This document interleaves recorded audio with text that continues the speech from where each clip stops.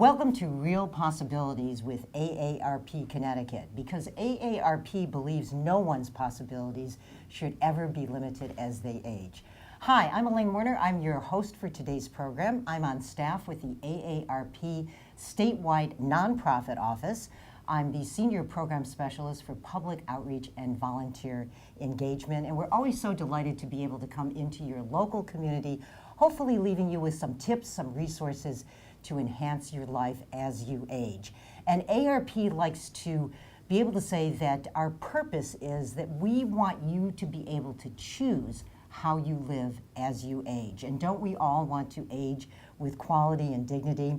Well, that brings up today's program, and the operative word is advocacy. We all want to age with quality and dignity and stay in our local communities as long as possible, but often that requires advocacy to make sure that we can sustain and support and promote the benefits and services to allow us to age with quality and dignity. So no better guest today than our very own on-staff Associate State Director for Advocacy, Claudio Gualtieri. Welcome, Claudio. Thanks, Elaine. Great to be with you. We bring the experts to you, and the apt title of the program today on advocacy is how to become, or at least make you knowledgeable about how to be an AARP Connecticut advocate. So, Claudio, let's kick this off first with, if you could define for our viewer, what is advocacy, both on a federal level, and what does it look like federal and locally, and then we'll get into some of the details of how that looks on the ground. So fundamentally, advocacy is giving people a sense of their own power and their own ability to make a difference and make a change for the issues that matter to them and their families. So everyone who is a voter or a member in a community has the ability to be a vocal spokesman for those things that impact themselves, like their personal health, their well-being, their economic security. And what we try to do at AARP is to be a conduit, a vessel for the voices of the people, the 50-plus members in the community, to connect and engage with the policymakers, the people who can make a difference and make better policies. So it's an exciting time, and yes, the way we do advocacy is a lot very different than some other organizations. And we're going to get into the differences, as I say, on the ground. And, ARP champions social change, and one of the primary ways we do that is through advocacy. So, Claudio, let's start with the federal level first.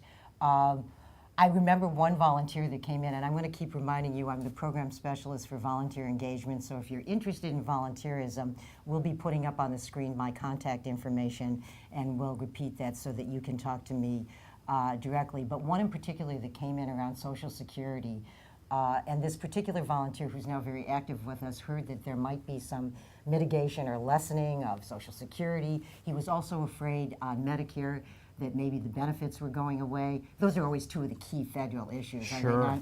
Absolutely. Social Security and Medicare are the bread and butter federal advocacy issues. When people think about AARP, they think of us and our role as defenders of those programs and making sure that there's peace of mind for people who are currently on those programs and people who are near retirement or approaching retirement and have counting on those as being part of the bedrock of their retirement security. So in terms of Social Security, what we like to remind members of Congress that these are earned benefits. Social Security is something that people have paid into their entire lives, and it should be there, and there should be peace of mind that once they need it, they're not going to be left kind of without the security that they've put into in their retirement. So we certainly defend and fight against any efforts to try to curtail the benefit. There are efforts every so often about readjusting the way they calculate inflation. And oftentimes, actually, when you look at what a senior spends their money on, heavy in terms of medical costs, well, health and medical costs always outpace just general inflation. So we want to make sure that the retirement money that they're getting from Social Security adequately reflects the costs that seniors are actually incurring. So that's a big one, and obviously protecting the long-term solvency of the program so it's there for current and future beneficiaries is Children, key. grandchildren. Exactly. Future generations, if you're listening and you're not 50 or older, which is a membership age for AARP, but you can join if you're younger. We're here for following generations as well.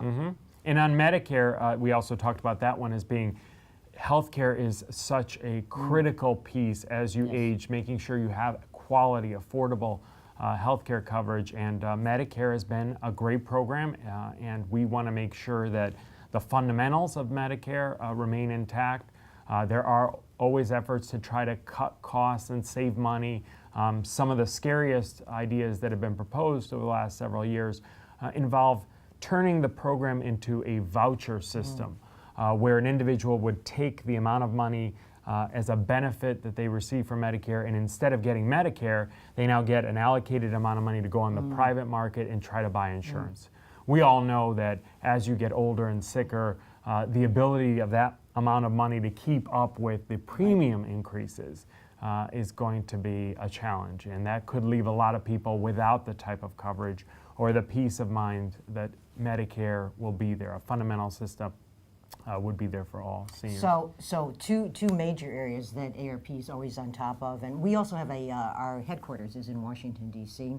So we have folks from the national office that are back and forth to the Hill, to the Capitol, to meet with elected officials on those issues and others. And our state director is in D.C. frequently, and she also meets with federal officials. So what happens when she goes to D.C. to meet Absolutely. and talk and advocate? So it's great. You know, Nora Duncan is our state director currently in AARP, and she does a terrific job of going and meeting with the congressional delegation from Connecticut. And one of the most powerful things she can say right up front is, I'm here representing 600,000 AARP members back home in Connecticut. Right. And not only is that a sizable membership, but our membership votes.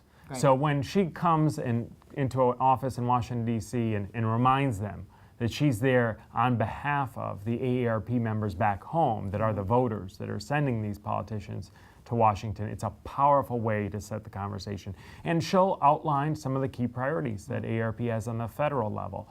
We talked about Social Security, Medicare. There's also programs for nutrition assistance that are always very important to seniors. Making sure prescription drug costs big one. are curbed and there's some more affordability around prescription drugs are big issues. And so when she goes to Washington, that's also backed up by all the activity that happens when the members of Congress come back home. And that's what the viewer is so important for. Being an advocate in the community. All of these members of Congress, when they come back home, they want to hear from their members in the community. And they'll host coffee hours, congressmen on your corner. You probably are aware of all the town hall discussions. And those are great opportunities to get questions and to get an audience directly with your member of Congress. And if you don't think that they make a difference, I just refer you to the last few years where major public outreach has been done, and it turned the tide in a very concrete and tangible way on federal legislation, on healthcare, on Social Security, on Medicare. These big issues, time and again, we see that when people rise up and they let their opinion be known, they can make a difference. And I think that's it. I think, Claudio, and you know this because you're with the elected officials all the time talking about the issues that are important to the 50-plus population, that they really encourage and love to hear the on-the-ground experience, the stories, because that's what really plays. That's what's really telling and informs them when it comes to the legislation. Now, let's talk locally on how this plays out a little bit, because we do have volunteers. We have a very robust, again, volunteer program, which I'm happy to tell you about. Let me quickly give you my telephone number as well, direct line 860-548-3169, Elaine Warner in the AARP Connecticut office. If you're interested in knowing more about advocacy or volunteering as a Connecticut AARP advocate, I'm happy to elaborate or let you know about the other programs that we do.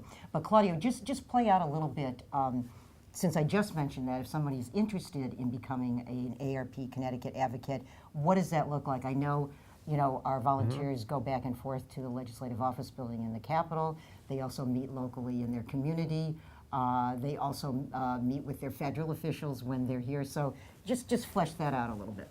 Absolutely. So the strength of AARP, AARP, unlike a lot of organizations out there today, is strictly nonpartisan. Right. We are issue focused, and importantly, the issues that impact the 50-plus community. So when we have volunteers, we try to make sure that their voices and their priorities get before the people who have the power to make decisions. So our volunteers are essential to every advocacy campaign we undertake. And so when you have legislative session and there are public hearings, Right.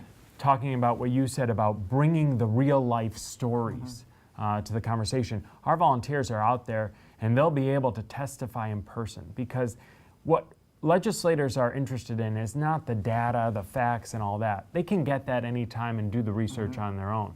These public hearings are a great opportunity for the personal experiences. We're all the expert of our own experience, and to be able to bring that and share a perspective that a member of the legislature may not have, and to see the impact of their decision on families and individuals is powerful. And that's a reminder. That's what's going to stick Right. with the member of Congress and at the federal level, or the legislator here back home, is, oh wow, I remember that person who was struggling to pay for prescription drugs or struggling with healthcare costs, and how impactful it was to have a little bit of services and supports, or the services to come into their home so they could remain living with dignity and respect in their home for a long period of time.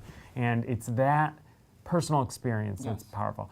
In addition, a lot of our grassroots work happens in terms of seeing legislators at the moment when they're voting. So at committee, when the committee has a chance to vote on a proposal, it's very powerful to be able to hand the legislator a one-pager, just reminding them of the facts and the compelling reasons why AARP either supports or opposes a bill.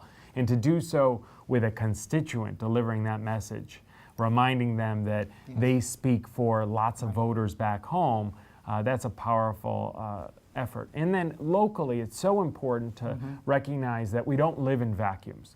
So these legislators are just like any other people. They're going into the grocery stores, they're part of their community festivals and festivities. So we all have networks back home that we can pass the word on. That's the fundamental of grassroots organizing.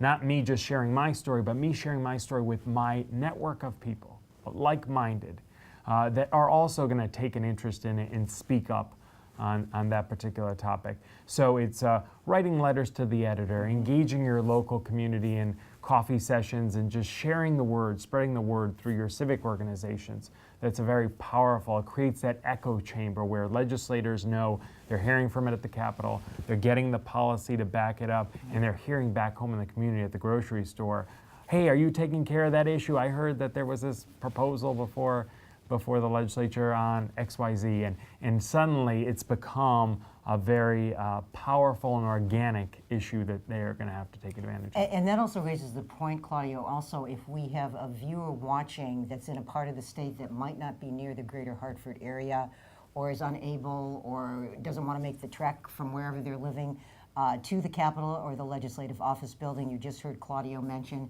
that there are local opportunities. Also, when your federal representatives come back into the district, or your local people. Also, if you're not somebody that feels comfortable testifying, and not everybody does, you can come and support that person that's testifying, just as somebody that's there sitting in on a hearing, right?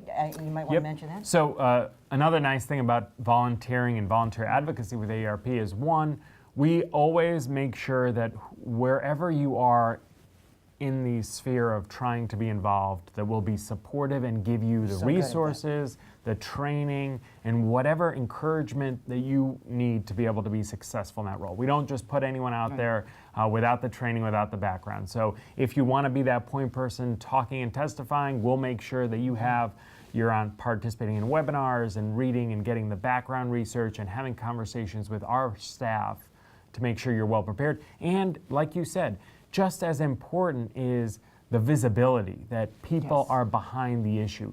We have advocacy volunteers who have been with us for a very long time, and they love to put on that red AARP shirt and storm the Capitol and show the power of the many. That there may be a few people testifying, or there may be a few people that you're hearing at the point on the issue, but they're speaking for the masses, and that's a powerful message.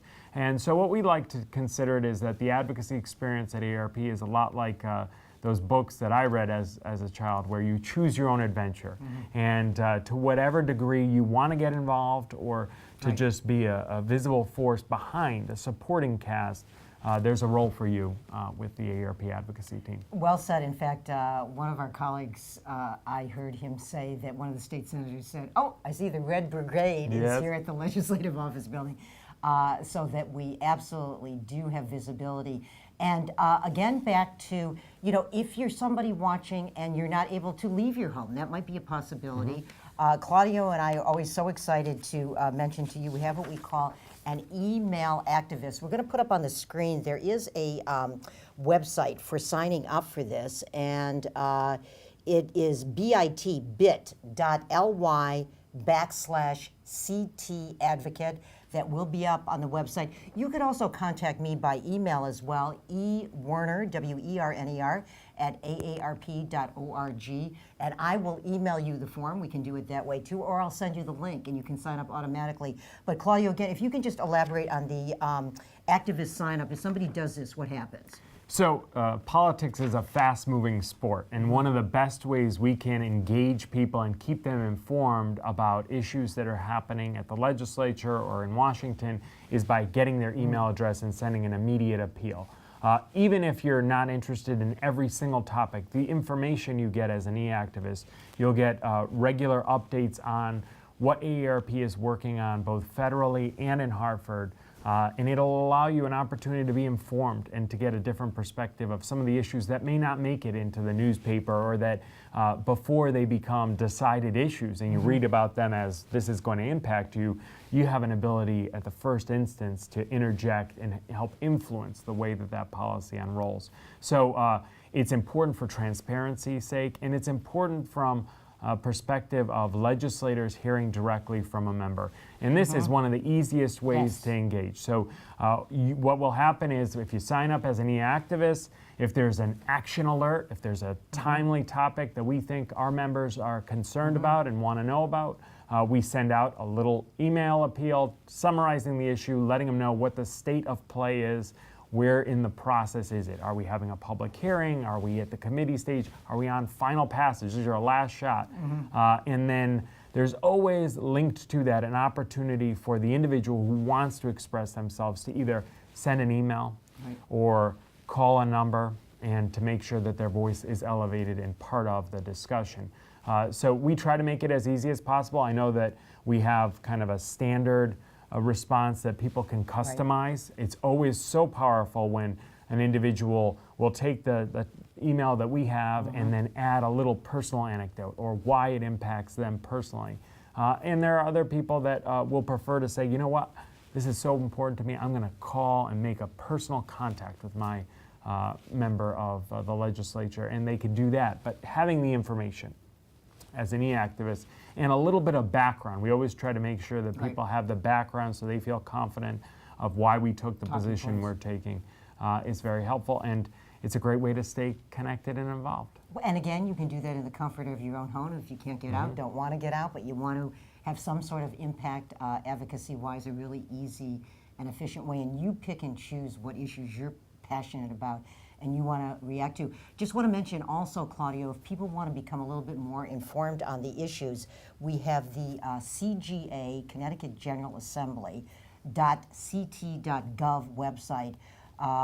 So let's say I was interested, maybe, I'm going to say hypothetically, an issue of potentially paid family medical leave in Connecticut. Could I find something on Absolutely. the website? So this site is your great one-stop shop for all things state advocacy related. So if you want to find who your representatives are, there's a tab there where you can easily just put in your address and zip code, and it'll populate all of your members in the federal delegation and locally, and provide you with their contact information. If you're interested in issues, there's a calendar of events coming up for the 5-day work week ahead that's constantly updated with what the public hearings are, what are the agendas, what's on the discussion for the General Assembly.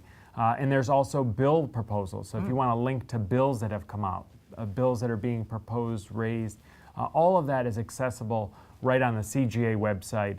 It's a great first place to start, and then there's resources in terms of research too if you're more interested in those topics. So definitely recommend the viewer to check it out. You can go as light or as deep as you want on the issues. Now, I want to move to election years and voter engagement.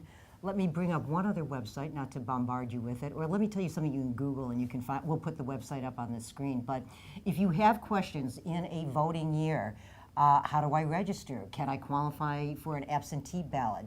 Is someone in my family old enough to vote? What do I need to show as ID and credentials? You can do that by going to the Secretary of the State website. So if you just Google very easily, and we'll put the website up, the Connecticut Secretary of the State, a very comprehensive website for that. Claudio and I want to stress again, AARP is issue-oriented. We are nonpartisan. Every 4 years is a presidential election. Every 2 years, it's all your state senators, your state representatives, your House of Representatives, and who's ever up federally for the Senate. So if you can just address a little bit about voter engagement. Why don't we talk federal first? So let's say one of my federal senators, U.S. senators, is up for re-election, and I want to know where he or she stands in Connecticut. It has been he's, but where he or she stands on a particular issue. Would AARP be able to inform me? That's important to the 50-plus population. Absolutely. So one of the more powerful tools that we have in terms of voter education is voters' guides. And we pick usually a handful of issues that we know through polling our members or through responses we've gotten and feedback from our members that really resonate with them, that they want to know where does their member of Congress align on the big priorities around healthcare, retirement security, Social Security at the federal level. And what we like to do is basically outline those questions, ask both members, both of the major candidates that are running for office, to provide the information of how they would respond and what their priority is. And we do a side-by-side with candidate A, candidate B, and AARP's policy position. The important thing to remember is that we're about making sure that our members have information about whose issues align best with their priorities. It's all about their decisions. Of course. They can decide, they really like how one person responded to this Medicare or Social Security question or the other. Ours is more about making sure that the topics are infused in the election, because if politicians aren't talking about it when they're asking for your vote, it's going to be a lot harder for them to really engage on difficult topics like Social Security or healthcare or Medicare later on when they're in the process of governing. So we want to get those commitments early, and we want to know where they stand. We think that an informed voter is an important part of our democracy, and that if we get to more details and more specifics, we have a better chance of actually getting something done when it comes to lawmaking. Well, and not a lot of time left. It goes so fast, as always. But on the local level, again, in a nonpartisan way, we've sponsored forums. You might see us out and about with a clipboard and a petition in your community. Maybe some of you have interacted with us that way. We may partner with other organizations where there are some targeted races that we want to focus on. So you have about a minute, Claudio, if you were to just address what happens on the local level. Sure. Or if I missed something there. In terms of targeting, I want to emphasize this point about we're not looking for districts that are Democratic districts or Republican districts. When we talk about targeting, we're looking for races that meet two important qualities. One, that there's a high degree of interest in those races, and two, that our issues have a chance to really be vetted out and discussed. So if we're talking about people who are on the aging committee or that work very closely with some of the human services, healthcare, retirement things, and they already have an expertise, and we know that the topics that are so important to our members are going to be central to that campaign, that's a race we're going to want to engage in. Same with we generally want to make sure that the issues get as much coverage as possible. So in a race that's highly competitive and draws a lot of interest, we're going to want to make sure to inject as much of the AARP issues that our members want and care so deeply about into those races, because those are the ones getting the most attention. So lots of information we're giving you, but I'm going to also give you, you have to have this website, aarp.org/CT. You're going to see a lot of upcoming events. not necessarily advocacy related, but a lot of different things that we do. Feel free to register, come out, say hello, and see us. Want to remind you again, the show today has been how to become an AARP Connecticut volunteer advocate. If you're interested in knowing more about it, my name is Elaine Werner. I'm on staff in the nonprofit office of AARP. You can reach me directly at 860-548-3169 or eWerner, W-E-R-N-E-R, at aarp.org. I want to thank our Thank you, Elaine. This was very a great informative pleasure. guest today, Claudio Gualtieri. Again, Claudio is our Associate State Director in Connecticut for Advocacy, on staff with the Connecticut State Office. I want to thank you. If you're one of the 600,000 people that are members of AARP Connecticut, we so appreciate that. We want to thank you for watching. We're going to come back again to your local community. I hope you will look for us. I hope we've helped, at least here in this short half hour or so, gain some quality and dignity in your life, or how to get there as you age. See you soon, and thanks for watching.